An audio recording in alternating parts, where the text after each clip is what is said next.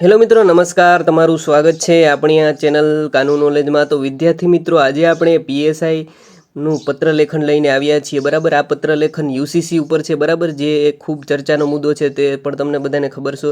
એવા ચર્ચાના મુદ્દા ઘણા છે, જેમ કે એક રાષ્ટ્ર એક ચૂંટણી વિશે, પછી છે સાયબર સુરક્ષા વિશે. બરાબર, તો આવા મુદ્દા છે જે તમારે તૈયાર કરીને જવા જોઈએ. બરાબર, જેથી આપણે પાર્ટ બીમાં થોડોક લાભ થશે ને આવા મુદ્દા પૂછાવાની શક્યતા ખૂબ વધારે છે. બરાબર, તો મિત્રો, અમે જે યુસીસી ઉપર પત્રલેખન લખ્યું હતું, બરાબર, જે આ છે મેં લખ્યું હતું એ, બરાબર, અને તે સ્કેન કરી, એટલે કે પીડીએફ સ્કેન કરી, એટલે થોડુંક દેખાય, બરાબર, ચોખ્ખું.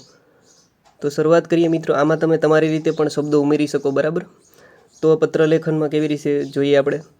તો તમે રાજનીતિક શાસ્ત્રમાં અભ્યાસી છો. તમારા મિત્રને ચર્ચામાં રહેલો સમાન નાગરિક સંહિતા વિશે જાણકારી આપતો પત્ર લખો. તો સરનામું મિત્રો આવી રીતે તમને એ તો આવડતું જ હશે. બરાબર, તમે કખ ગ સરનામું 1, સરનામું 2, શહેરનું નામ અને આજની તારીખ મેં લખી છે 9/4/2025. બરાબર, તો શરૂઆત કરીએ. પ્રિય મિત્ર, કેમ છે? મને ખાતરી છે કે તું સ્વસ્થ અને તંદુરસ્ત હશો.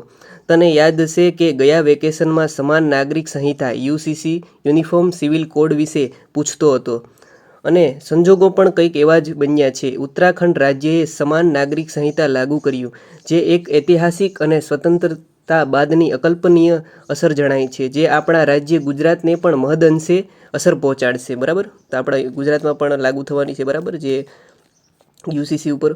તો આગળ જોઈએ તો ચાલ તને હવે સમાન નાગરિક સંહિતા વિશે વિશેષ આ પત્ર મારફતે જણાવીશ. તો યુસીસી એટલે સમગ્ર દેશના દરેક ધર્મ, જાતિ, લિંગ માટે લગ્ન અને સંમતિ તેમજ અન્ય મિલકતમાં સમાન અધિકાર. યુસીસીએ ખાલી હાલથી જ અસ્તિત્વનું નથી, પરંતુ પોર્ટુગીઝો વખતથી જોવા મળે છે. બરાબર, એટલે યુસીસી છે એ પોર્ટુગીઝ વખતનું જોવા મળે છે, પણ ગોવામાં પણ હતું, તમને ખબર હોય તો. બરાબર, આના વિશે જેટલી ડિટેલમાં તમે વાંચો એટલું તમારા માટે સારું છે. બરાબર, તો નિબંધમાં અથવા અને પત્રલેખનમાં તમને વધારે માર્ક મળી શકે. તો આગળ જોઈએ તો યુસીસીને બંધારણમાં સ્થાન મળેલ છે. બરાબર, તને એવો પણ પ્રશ્ન ઉદ્ભવતો હશે. તો જોઈએ તો આગળ. તેને બંધારણમાં ભાગ 4 રાજ્યનીતિ માર્ગદર્શનના સિદ્ધાંત હેઠળ અનુચ્છેદ 44માં તેને વિશે વિશેષ માહિતી ઉપલબ્ધ છે. તને એ પ્રશ્ન સ્વાભાવિક રીતે થતો હશે કે યુનિફોર્મ સિવિલ કોડ એ દેશ અને દરેક રાજ્ય માટે લાભ કરાવે છે. આગળ જોઈએ મિત્રો.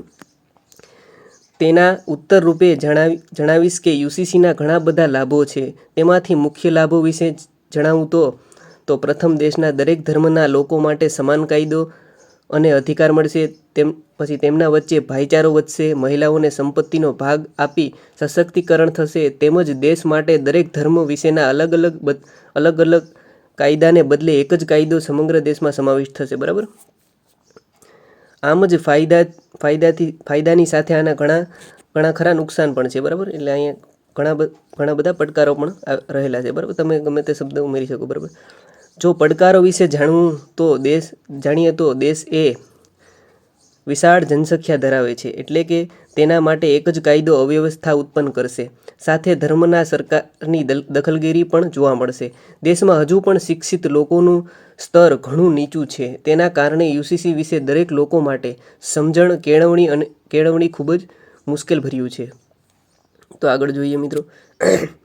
વધુમાં યુએસએ, ચીન જેવા દેશોમાં સમાન નાગરિક સંહિતા ઘણા સમયથી લાગુ છે. બસ આટલું જ જ્ઞાન જણાવી આ પત્રને અહીંયા વિરામ આપું છું. જ્યારે પણ મળીશું ત્યારે વધુ ચર્ચા કરીશું.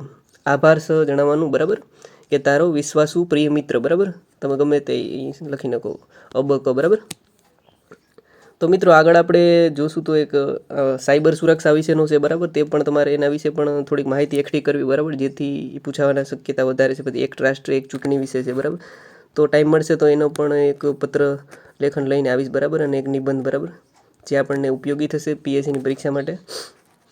અને આની અંદર તમે તમારી રીતે મુદ્દાઓ પણ ઉમેરી શકો. બરાબર, જેથી અને સારું લખાણ કરી. બરાબર,